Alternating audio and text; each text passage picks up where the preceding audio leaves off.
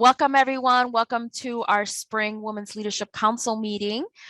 Today's goals we have is basically to provide you some information about the WLC and how to get involved. We'll spend our first 10 minutes going over some of our highlights for the year, and how you can get involved. Then we definitely want to spend the bulk of the time allowing you the opportunity to get to know Lisa Bisaccia, class of 78, our Trinity board chair. And then obviously we want to be able to have time to give you the opportunity to ask questions, either to Lisa or to Julie and myself. And again, my name is Shakira Ramos Crespo. I am one of your co-chairs, and Julie will introduce Julie shortly. But again, today's agenda, we basically just want to do a quick year in review, just to, again, share with you the leadership structure, our committees. And then finally, we just want to have the bulk of the conversation, have a great conversation with our Trinity board chair. Some small housekeeping. This will be recorded so that those that are not able to attend today can also listen in, and we'll be sharing this recording with everyone who's not able. We recommend you view today's meeting in speaker view. And then once we switch to the Q&A portion, you can definitely go back to the gallery view so you can see everyone, but that helps. We also ask that you please mute your microphone unless you want to speak, but keep your cameras on if you're comfortable, because we would love to see your faces and we'll be able to interact with each other. And then feel free to share any questions or thoughts in the chat throughout the meetings. Julie's going to be checking out the chat, so make sure that definitely any questions, any comments, please put them in the chat. And definitely if you have any questions, you can also raise your hand. We would love to answer any of your questions. All right. So with that, quickly just wanted to review our WLC goals. The first goal is that we want to continue to build and sustain a network of support for all the Trinity alumni. We want to increase our philanthropy of Trinity alumni, and then identify women to serve on all leadership roles at the college, whether it's the Board of Trustees, Board of Fellows, the TCAA, etc., and also the WLC. So if you'd like to get involved, we'd love to help identify other women to serve on these capacities. Our structure, we have two co-chairs. We have Julie and myself are serving as your co-chairs. We have our committee chairs, which is new again this year. We went to a new structure this past year. And in programming, we have Jeriel Silverio Marshall. Networking and mentoring, we have Anne. And in engagement and philanthropy, we have Catherine. So those are our committee chairs. And then the staff who we can't say enough. Thanks to Melissa and Liz for helping us out. None of this would be possible without them. So they are the staff who is helping us in the WLC. With that, a little bit about myself. Again, my name is Shakira. I'm a class of 2002. I started my involvement as a class representative. Since I graduated, I've been super involved as a class rep, has helped with all the reunion planning. And then in 2007, I joined the Board of Trustees as their Funston trustee. And that was a remarkable experience. I served for 3 years. And then after that, that was about 2010. The WLC was in discussions at the time with the women trustees. And so we started talking about the formation of the WLC. And then after I left the board, I started becoming active in the Women's Leadership Council. Since then, I've been very active on the WLC. I also then in 2020, time is flying, was asked to chair the D&I chair of the committee in the WLC to take a look about how can we make sure that we diversify the WLC and future plans for the WLC. So I accepted to become the chair, and we did that for about 1.5 years. And this whole new structure kind of came out of the discussions of how we move WLC forward so that it's more diverse and accepting of all Trinity alum. And this is where we're at. So with that, I would like to turn it over to Julie to talk about our year in review and for her to introduce herself. So Julie. All right, thank you, Shakira. It's good to see everyone today. Great to be here with you all. Many of you know me. I see a lot of familiar names and some faces too, so that's terrific. So I graduated Trinity in '96, and this may be a little known fact, but I worked in the admissions office as an undergrad, specifically with alumni admissions. And so I started my volunteering with Trinity as an alumni admissions volunteer. And during that time, went back to Trinity for my master's in economics. Got very busy after that, work, kids, the whole thing. And in about 2013, came back to Trinity really through the Women's Leadership Council, and have been involved in the WLC. I was in New York at the time, got to know those folks, did a lot of the programming and events with Melissa. And then also during that time, got involved with venture on campus. And really that's, part of my passion is the networking with alums and the venture, identifying women leaders on campus. I did serve on the board of fellows and also try to do Trinity Club of Hartford events, and then was, asked to be the co-chair of the WLC with Shakira, and have worked with Shakira really to expand the WLC, to bring in more folks as chairs of committees, and then also have committees under them. You'll hear a bit, oh, here we go. You'll hear a bit about our committees that we put in place this year. And I think we had a really strong year with programming. I know a lot of this was Zoom. A lot of folks obviously weren't in person. U.S.A, who's on the call today, did a fantastic job with programming. They were developed by our group and by women in her network. And they were hosted by women and for women. There was 28 virtual programs, which really is a lot. Melissa worked very hard organizing all of this with U.S.A. Shakira and I did some hosting, and of course Anne as well, and Catherine participating. So there's 28. We were really across the country and around the globe, which is really wonderful. Zoom allows us to do that. We had nearly 600 folks and in total attendance, and we had 170 alumni attend their first program this year, right? So we had the ability to reach folks we haven't reached before. And then the diversity of speakers and topics. We did a Women in Work series. We did a wellness series, and we'll get to it, but we did some networking. And if you missed one and you want to go back, there's recordings on the Trinity website, and it's really great. I missed one. I wasn't able to attend and got to go back and listen to it at my leisure, which was amazing. And so from programming, that's one vertical here. We've got networking and mentoring. Anne is our chair there. It surprised me, but I shouldn't be surprised. We had our first ever alumni only virtual networking event. It was terrific. We had great conversations, breakout rooms, and we really got to know the folks on that call in career experience and just connections, which is what we're here to do. We did an annual networking 101 for students. In the past, that has been in person on campus. This was virtual and a nice event. Networking for alumni and current student athletes, that's certainly a theme and a great connector for Trinity. Venture, which is the undergrad leadership program that we're connected to on campus, first year orientation and senior celebration events. And then importantly, the Bantam Career Network. That is a network where you can go online and join and be a resource for the college. And I'll move to philanthropy and engagement. Our chair is Catherine Van Sickle.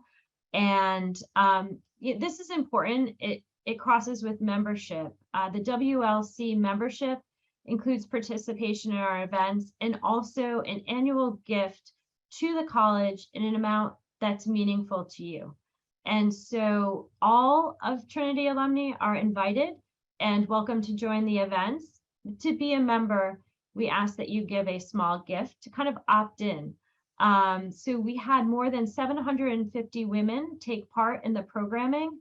Of those women, 44% have renewed their membership with a gift to Trinity. And those gifts, given the Trinity calendar, have to come in by June 30th. And so any gift that you make to Trinity by June 30th will count towards WLC membership. And what that allows us to do is say we are X number of women strong.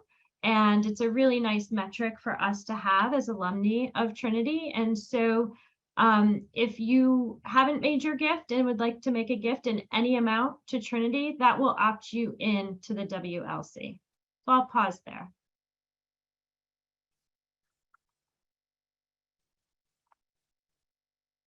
Okay, so how can you get involved? How can you help in 2022, 2023? And so with the opportunities that we have today with the committee structure, please join a committee that is of interest to you.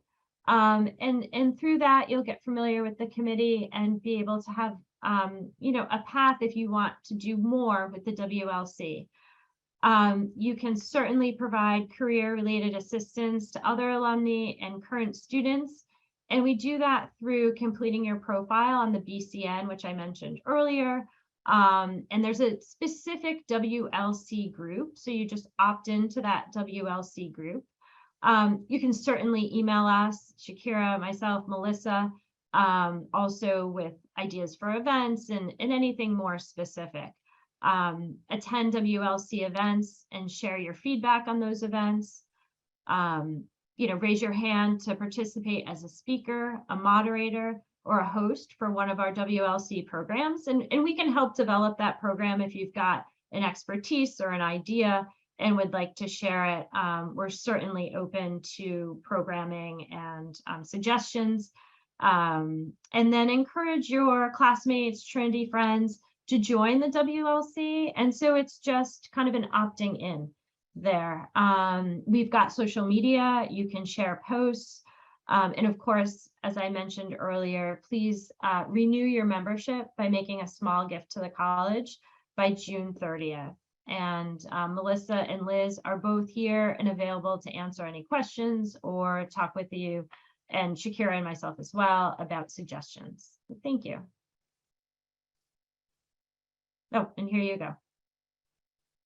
And Melissa will also send this to folks post the meeting, and so you've got all of the details. So we quickly, if anyone has any questions, we would love to take any quick questions before we introduce Lisa. We're going to stop sharing, open it up. Any questions? All right, then if not, just drop it in the chat and we'll answer it later. But with that, I would love to introduce Lisa. Lisa Bisaccia retired in February of 2021 as an Executive Vice President and Chief Human Resources Officer for CVS Health, a position she held since 2010. In that role, she had responsibility for all strategic human resources functions across the company, which is ranked in the Fortune Top 5 and has almost 300,000 employees across the country, and drove multiple strategic initiatives. She also oversaw CVS Health's corporate social responsibility and philanthropy department, which includes the CVS Health and Aetna foundations. Bisaccia's career in human resources spanned more than 40 years and included leadership roles in the banking, financial services, healthcare, and retail industries. Prior to joining CVS Health, she held a senior human resources position with Fleet Boston Financial as the global head of compensation and benefits.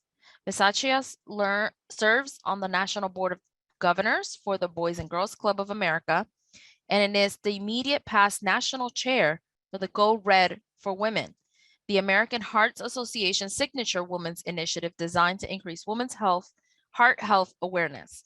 She has served as a director of Aramark Corporation, as a member of the board of directors of the HR Policy Association and of the American Health Policy Institute, and as vice chair of the Center for Executive Compensation. She's a former member of Trinity's Board of Fellows. Bisaccia earned a BA in Modern Languages from Trinity and an MBA from the University of Connecticut. She also received an honorary doctorate in business administration from Bryant University. Lisa and husband Robert live in Providence and Narragansett, Rhode Island. They have 2 adult children. Trinity is fortunate to have women in all leadership positions, and we're delighted to have Trinity's new board chair, Lisa Bisaccia, class of 78, here with us today. So please join me in welcoming Lisa. Good afternoon, everyone, or good morning, depending on your time zone. Thank you for taking the time to join us this morning, but perhaps in the background, thank you for continuing to be engaged with Trinity and continuing to be part of the college's story as we approach our 3rd century and our bicentennial. It's through the efforts of alumni like you that the college really sustains its mission to provide the best liberal arts education that we can to each incoming crop of students. So I know you all lead very busy lives. You have lots of other interests. To see you still plugged in, connected to your bachelor's degree school is very meaningful to us, and we do appreciate it. So thank you not only for taking the time today, but thank you for taking the time that you do to engage in all things Trinity. So who I am, I think Shakira did a great job. There's one thing that wasn't on the bio, and that is that I have a 6-month-old grandson now who has introduced a whole different level of happiness to my and Robert's, my husband's life. So, and I'm very excited because for the first time this weekend, we are actually being entrusted with an overnight. So keep your fingers crossed for me this weekend, because I haven't done this infant thing in about 31 years. So, my corporate career, perhaps the question I get most is, how did your Trinity education relate to your corporate career? So I graduated with a bachelor's degree in modern languages with a focus on Spanish and Italian Renaissance poetry. So as you might imagine, the job offers were pouring in fast and furious, because there's always such a market for Renaissance literature scholars. So I graduated from Trinity not knowing what to do or what I could do, but knowing that I had an immediate need to get health insurance and to buy a car and to find a place to live and to basically start supporting myself. So I ended up in what was then called personnel, quite by happenstance. It was at St. Francis Hospital, which is one of the 2 big hospitals in Hartford. I hope you all remember it, not because you've been there, but because it is important to the Hartford economic environment, and really just fell into first recruiting and then compensation and benefits. And at the time, as I said, it was called personnel. So I've been lucky over the span of my 4 decades in human resources to see that function morph from a really tactical function, getting people paid, getting them on benefits, resolving employee relations, to a strategic function that focuses on the human capital agenda for any organization. What's the talent we need to enable the business strategy? How do we keep that talent? How do we attract that talent to our company? How do we keep them? And how do we provide them career opportunities so that they stay with us for as long as possible? So I feel very fortunate for that. And I think it lends itself perfectly as the answer to the question of, how did a liberal arts education really help you over the course of a 40+ year corporate career ending in a C-suite position? Some people say, well, it's because you got your MBA after you graduated from Trinity. And I politely but firmly disagree with them. My MBA was very helpful to me. It taught me the language of business so that I could go into a room and have credibility about financial statements, have credibility understanding marketing strategies, have credibility understanding organizational dynamics in the academic sense, understanding the importance of technology.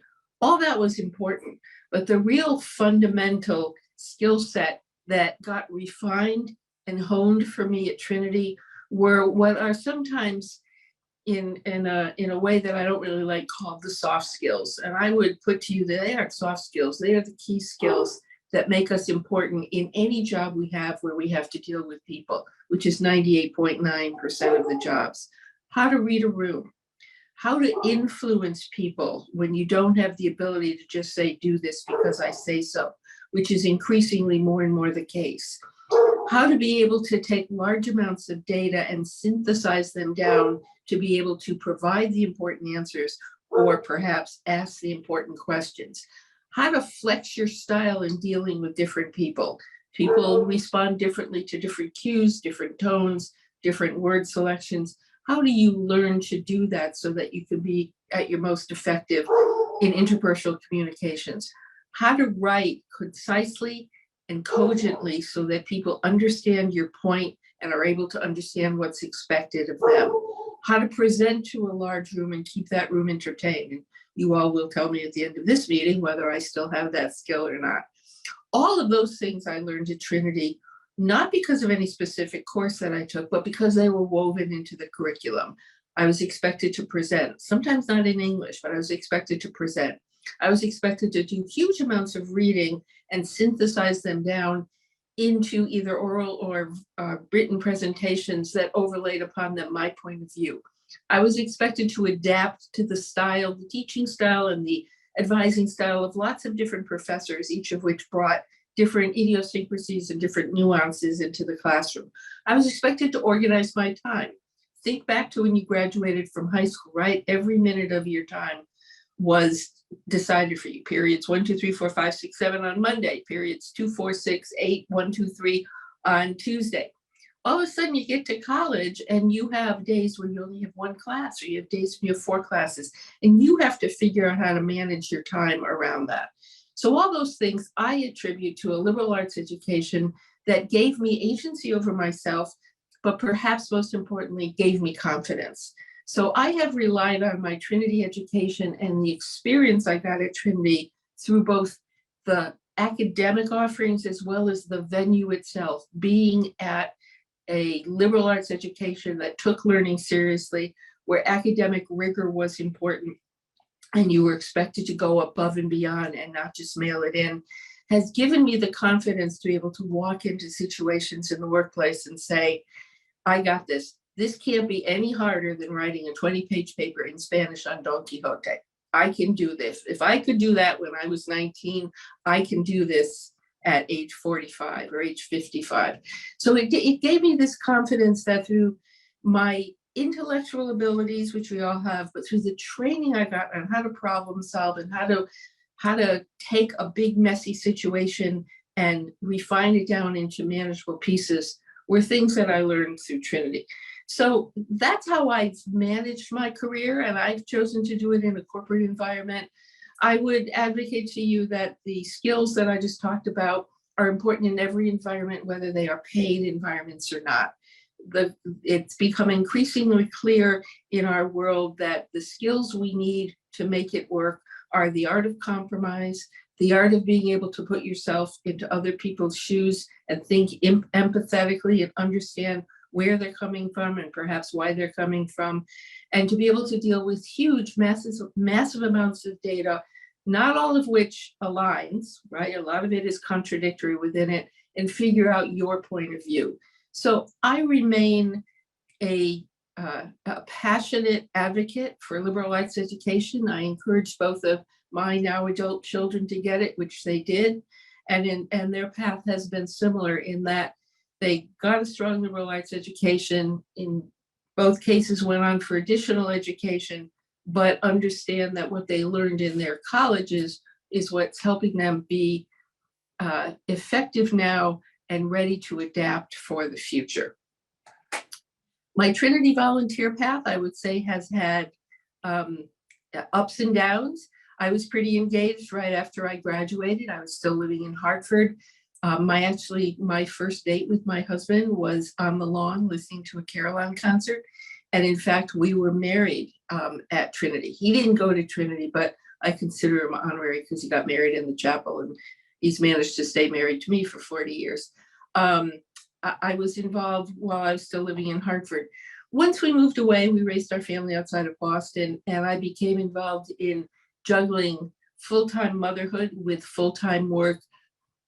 My inclinations tended to go toward my kids' schools because I was trying to be present as a mother while still managing a full-time job. But about 10, 15 years ago, I got re-engaged with Trinity, stimulated perhaps by my own children's college searches, and wanted to find out, where's Trinity these days? And, what I found that a lot had stayed the same, but a lot had changed. And I wanted to understand it better. Over the years, I had developed much more of an understanding, much more of a curiosity around how do organizations work? How do you take individual people, how do they work collectively? How do they work individually? What are their motives? And how does that show up? And I wanted to be able to apply that knowledge to a venue that I didn't know much about, which was higher education. You know, my career had been in financial services and healthcare. So I re-engaged with the school, was asked to join the board of fellows eventually, and then joined the board of trustees about 60 years ago. And now am very honored to be leading the board. I just, on July 1st, I'll finish my first year of a 4-year term. So what I've been doing, has provided perhaps the most rewarding and also the most surprising experiences for me as board chair. I've probably gone out over since last September on 15 different trips across the country, up and down the East Coast, to San Francisco, to Los Angeles, to Cleveland. I have one in Chicago next month, to meet with groups of alums or single alums. And these are trips which are not about raising money. That, of course, is important. I'm not going to lie to you. The college, like every other college, is dependent on the generosity of its alumni in their time, in their talent, but also their treasure. But my purpose on these listening tours was to talk to people who graduated 5 years ago, and in some cases graduated 60 years ago, and say, so what do you think about the way the college is heading? Do you feel like you understand where the college is going as we hit this milestone of our bicentennial?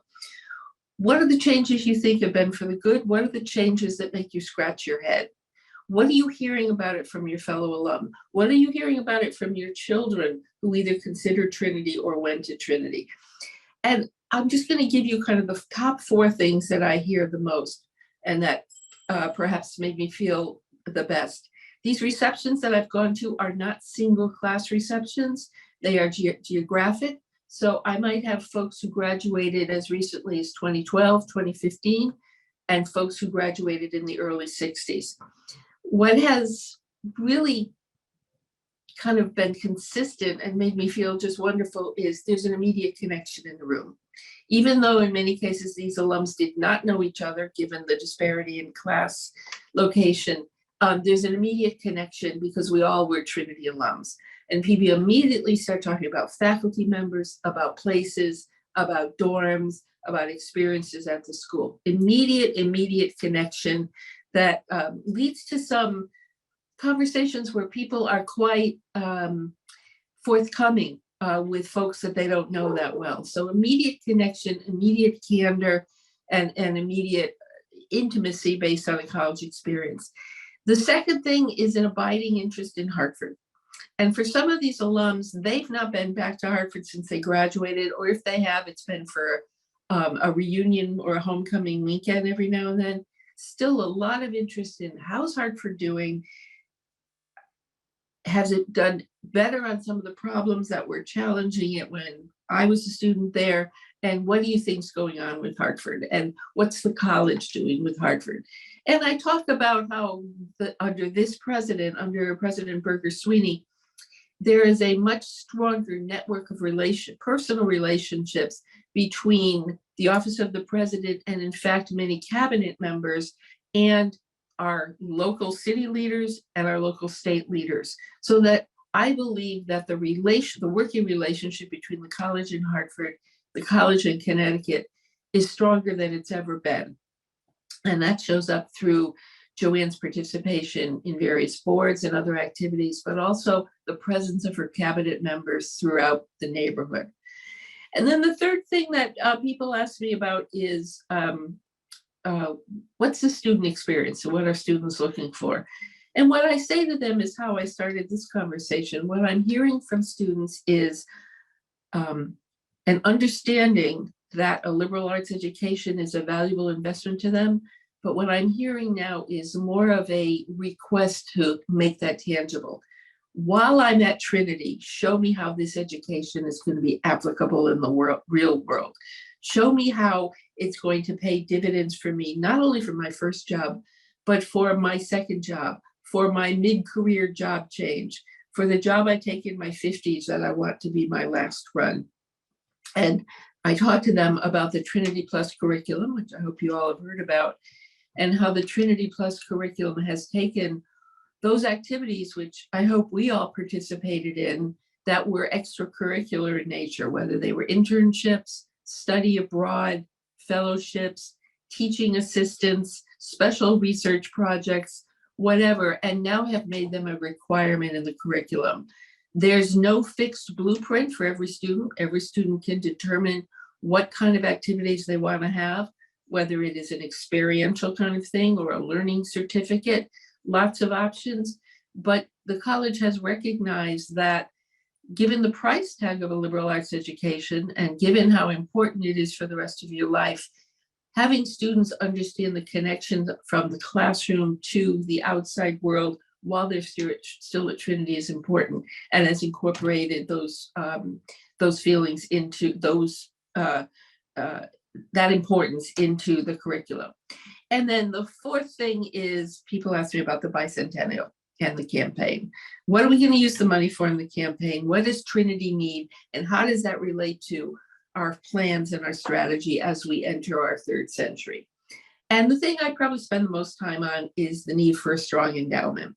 I believe a strong endowment is the key fundamental underpinning to our ability to make strategic choices in the future. I believe we need an endowment of at least $1 billion to give us the freedom to try things, to be able to anticipate what students and their families are looking for, are asking for, to be able to continue to attract with financial assistance, if needed, the best students who want to come here, who we know will be successful here. So I talked to them that the campaign has many pillars. There's a pillar designed to do renovations on our athletic facilities. There's a pillar assigned to do renovations on the chapel.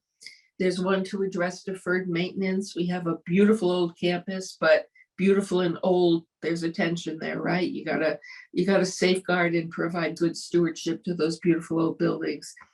But perhaps the thing that is enveloping and on which all of those other pillars depend is the ability to have a strong endowment so that we can do the things we want to do.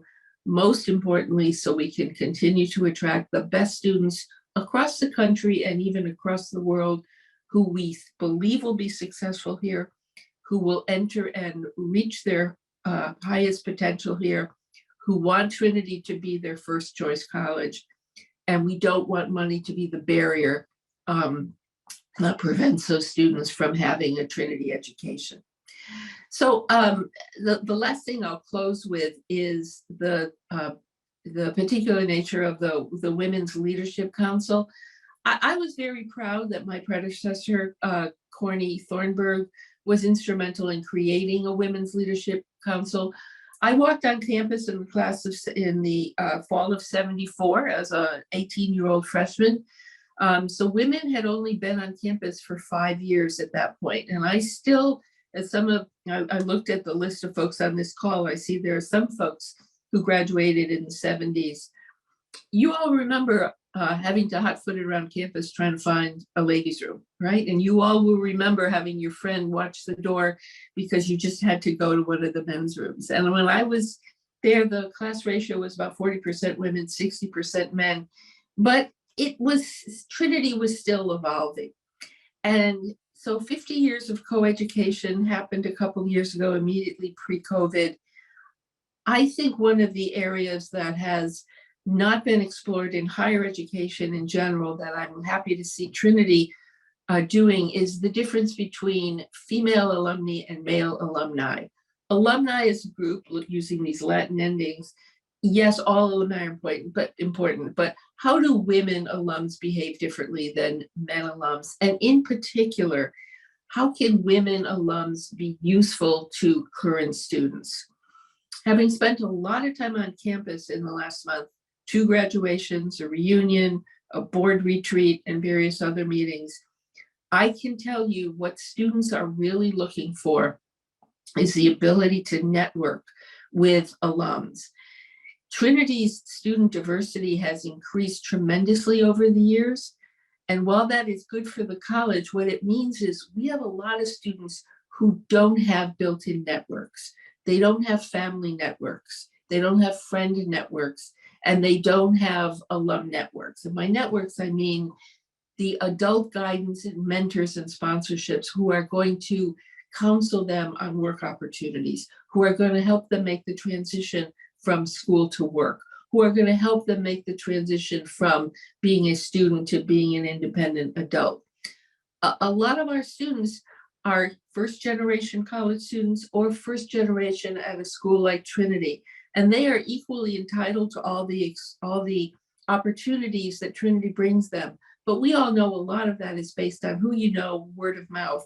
And I would put to you that one of the single most important things that this group of women can do is to be part of the Bantam Career Network, so that students, both male and female, but particularly the female students, can go to a role model like you all and ask questions about how does one be successful in their professional life? How do you make the transition from school to work? How do I select my first job? Should I follow my passion? How long should I wait till my passion reveals itself? So I would encourage all of you, if you're thinking about what you might do for the college, joining the BCN and making yourself available to talk to our students and using the gift of your experience and the gift of your learnings as a way to pay it forward with them is incredibly significant. So I think I'm checking the time here. I think I probably talked a few minutes too long, so I will stop so you all can ask me questions. Thank you, Lisa. That was so wonderful. I am looking at the chat, and so if anyone has a question in the chat, just put it there and I will read it to the group. Let's see. And we've got folks joining from near and far, which is wonderful, and a lot of nice hellos in the chat. All right. I don't see any questions in the chat yet, but I do know that Shakira has some questions. And so maybe Shakira can start, and then we could go back to the chat when we see a question there. All right, sounds good. So we're gonna do a quick lightning round with Lisa. Lisa, we get to know you a little bit, and hopefully by that time people can start asking questions. But Okay. we already all know what your major is because we already mentioned it. So we're gonna go with the first question. What was your first year dorm?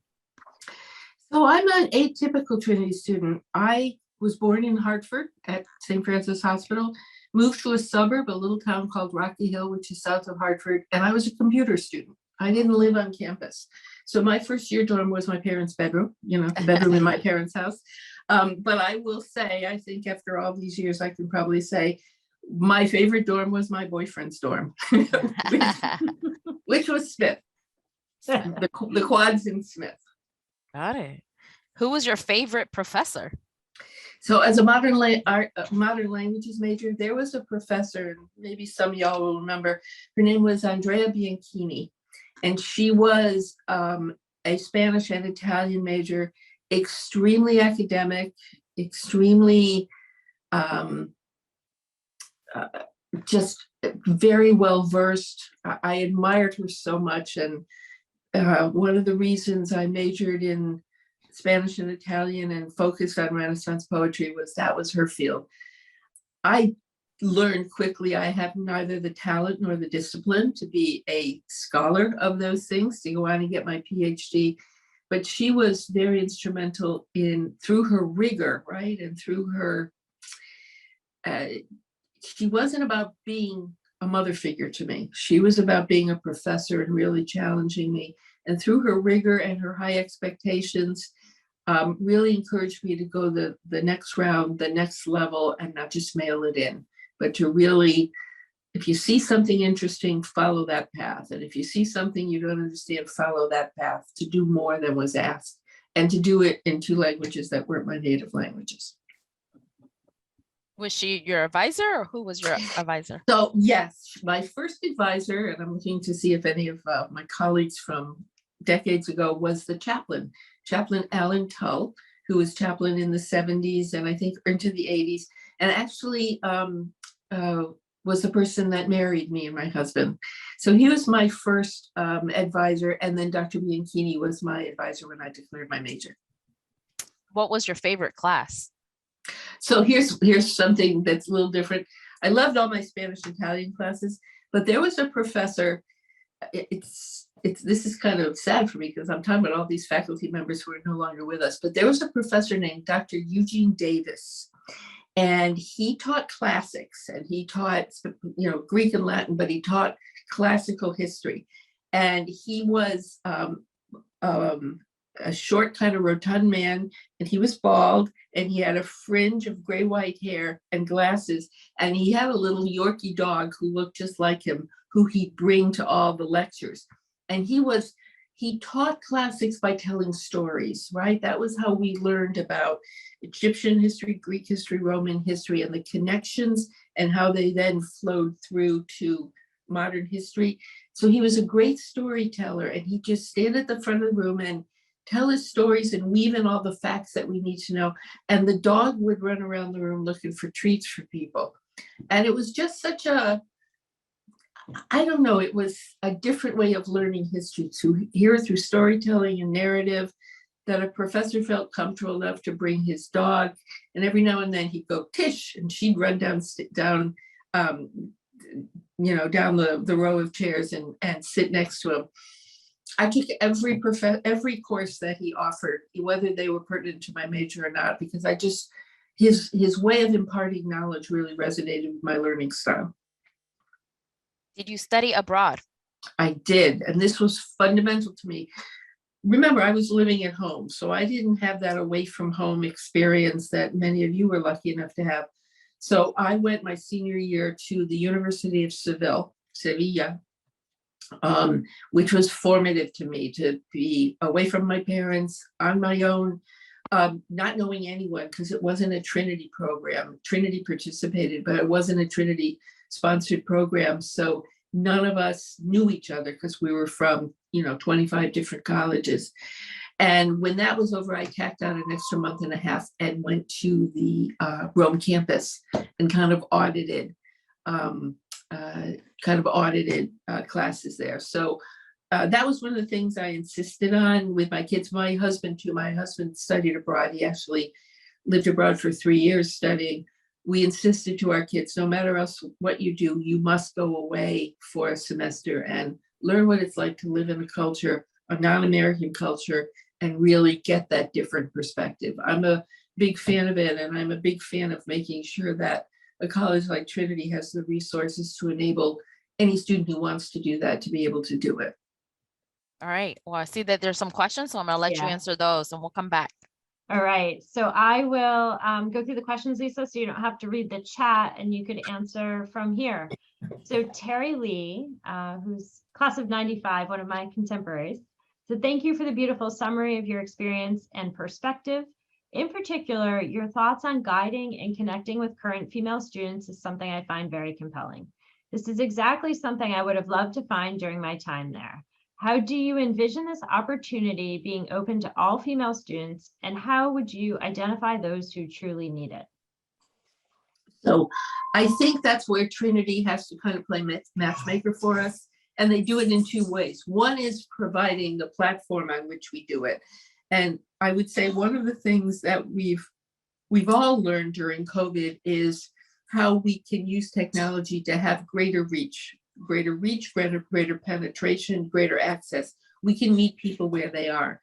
And so the Bantam Career Network is set up to do that, where you sign up, you talk about your specific skill set. I think they even ask you, are there specific students that you'd like to mentor? And you can say women, or students interested in tech, or students interested in going to medical school, what have you. And then they match you up with students so that the career office, through connections with these students, know who really want to talk to alums and who would most benefit by talking to alums, and then they match up the alums with them. So I think the BCN is a great platform for that happening, and a great way to do it. The other thing, and this is maybe something not particularly approved by college authorities, but I'll say it anyway. Whenever I'm on campus, I go to the bistro or I go to the dining hall, and I walk around and talk to people.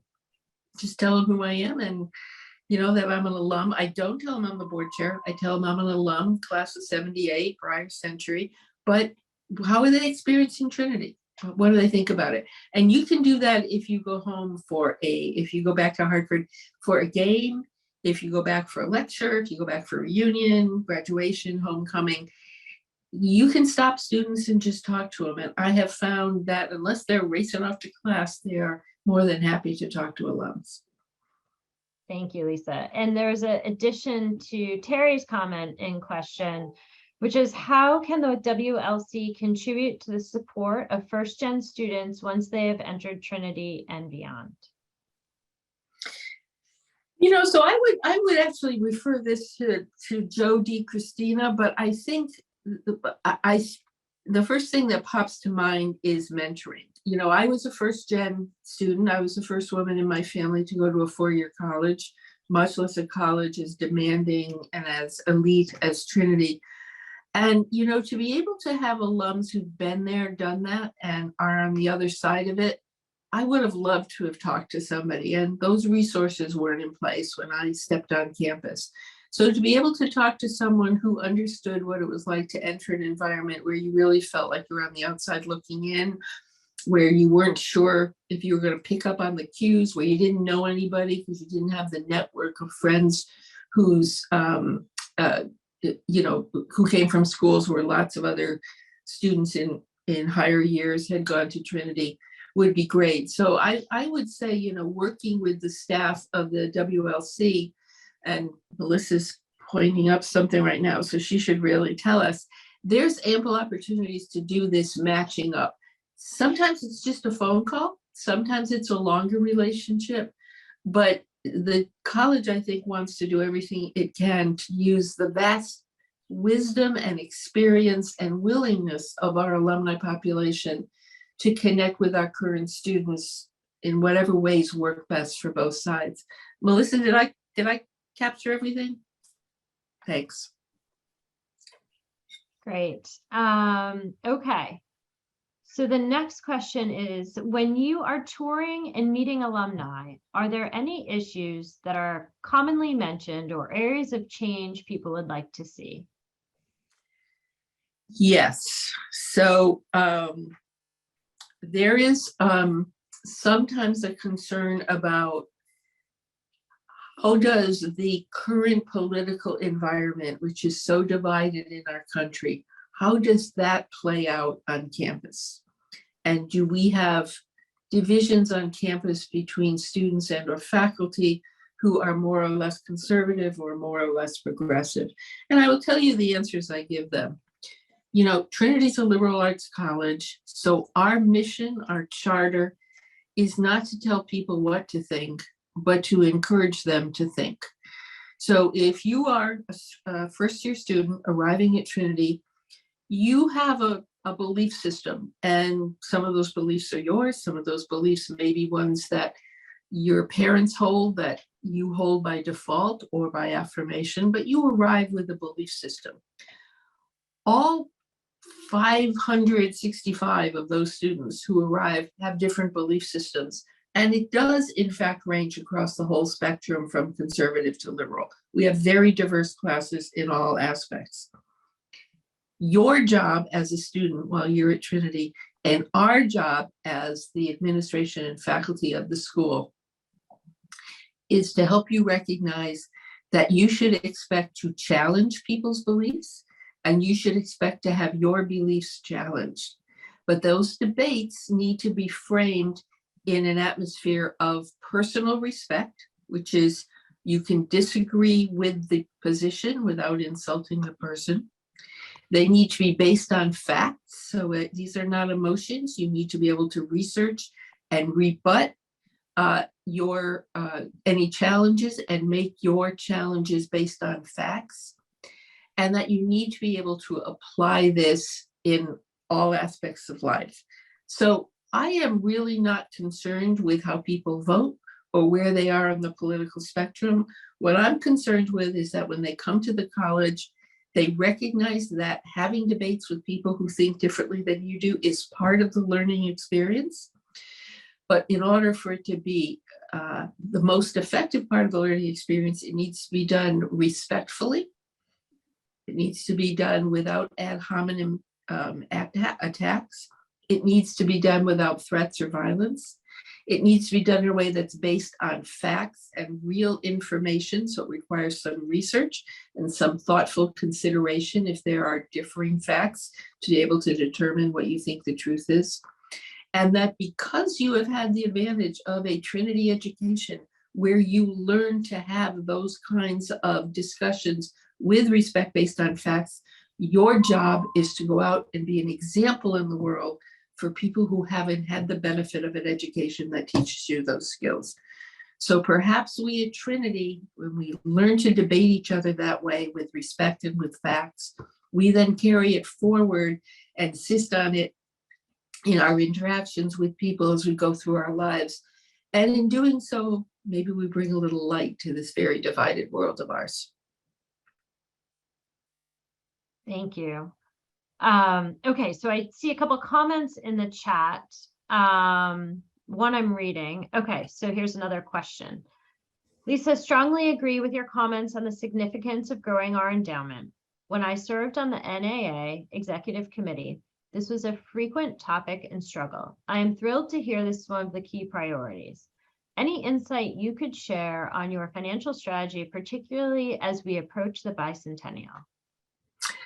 Yeah, I have kind of a three-pillared financial strategy. The first is we have to manage our annual budget very carefully. That's our operating budget. It's about 136 million now, so it's real money, you know, it's not insignificant. We have to make sure that we are doing a couple things with it. We need to pay current expenses. We need to pay compensation. We need to pay the cost of heating the campus. We need to pay all those things that you do to keep a large system, facilities, and people going. But then we need to use it to make some investments for the future. And that's primarily through, I think, three expense lines. One is financial aid. You know, financial aid still comes predominantly from the expense line, and we need to continue to make enough financial aid available so that we can get the best students we can who are qualified to be here and who hopefully pick Trinity as their first choice. The second thing we need to do is to invest in our academic programs so that we can continue to stay ahead of what our students, their parents, and our faculty need to make this a school that is academically distinctive and a goal for students to come to. And then the third thing that we need to do is invest in our futures through making sure that our facilities stay up to date, deferred maintenance. And, you know, nobody really gets excited about paying for steam pipes and fixing 100-year-old steam pipes. But people do get excited when they don't have heat in the winter or they don't have air conditioning in the summer. So we need to make sure that we do all that. And a lot of that's done through the annual budget. So real careful stewardship of the annual budget to balance the operating needs, the investments for the future in our programs and our students, and the investments for the future to maintain good stewardship of our facilities. The second thing is our endowment. And, you know, we need to keep that endowment strong. So when Joanne came, that endowment was, I'm going to say, less than 400 million, 6-7 years ago. It's now approaching or at 800 million.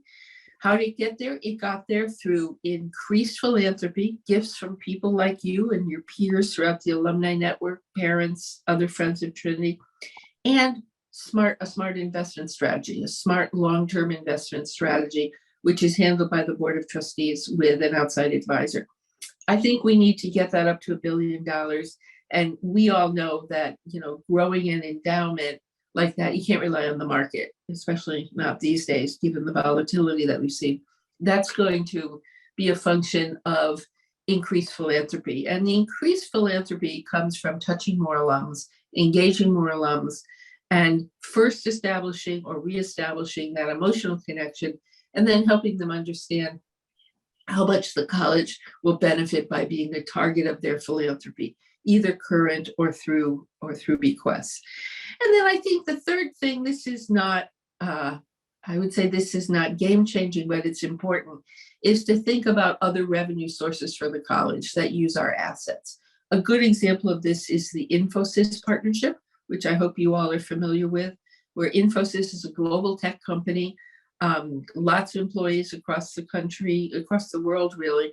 They made an investment in Hartford, but they're interested in using our faculty assets, our world-class faculty, to help with employee development for their employees. So they pay us for that. They also then become a good source for us to place our students for interns and eventually their first jobs. So that's an example of the kind of partnership where you take the assets of a school like Trinity and say, how can I redeploy these to generate other revenue streams that are still in keeping with our mission, our educational mission, but aren't perhaps as traditional as we've been for the last 200 years. So the key message I would leave you with is, I think we have a very good administration who is very careful with how we spend every dollar, and also quite creative and imaginative and looking for other revenue sources. But the single most important thing really for the security of Trinity's financial future is the generosity and philanthropy of its students, its parents, and most importantly, its alums. Thank you, Lisa. Okay. I think we need to wrap up in honor of Trish Kleitstadt, one of our founders. She always kept us on time. So I would just like to say thank you so much, Lisa, for all of your wisdom here today. I could have stayed on this call much, much longer. And thank you to My all. pleasure. Thank you. Yeah, no, it's my pleasure. I got to show you one thing though. Oh, nice. I love it. I rushed out and found it. Wait. I thought all I had was fleeces, but in fact, I do have a T-shirt. We have these too. So yes, I want one of those. I'll put it on my car. Yeah. Thank you all. And I am happy to engage in conversations with any of you. You can reach me through Melissa or through Julie or Shakira. If there's anything that you'd want to continue on, they have my email. Happy to talk to any and all of you. And I hope you invite me back. Thanks. Absolutely. And if you do have a few minutes to stay on, just a couple comments about exciting things to come with the WLC. And so I know for the past year, we have been virtual. The world is getting back to in person. So we will certainly continue our virtual programs, but we really do look forward to seeing folks in person in your cities across the country. And I know that sounds like a lot. Melissa has a lot to do, and we'll do what we can to get out in person. We also really look forward to building out this network. We know it's Women's Leadership Council. It really is a network. It's not as formal as a council, and we really welcome participation. So we'd like to build our committees, and we would like to invite women of all generations to participate and continue to expand the programming, the topics, the speakers that we have come to join us. We also, as we talked about today, want to really use the Bantam Career Network to connect. This group, I see folks here who I've seen in other capacities throughout Trinity organizations and volunteering. Just to encourage your friends and classmates to join the WLC. Maybe they don't know about it. I think we're really trying to extend our network here. And if you haven't already, please make your gift to Trinity in any amount that's meaningful to you. And, by doing that, opt in to the Women's Leadership Council. As we said before, any questions or if you need any additional information, just let us know. And Melissa and Liz are here as well. And then really, we look forward to working with all of you as we continue to move forward and expand. So thank you for all that you do for Trinity and the Women's Leadership Council. And thank you, Lisa, for today. I really appreciate it. Thank you all. Thank Bye. you. Bye, everyone.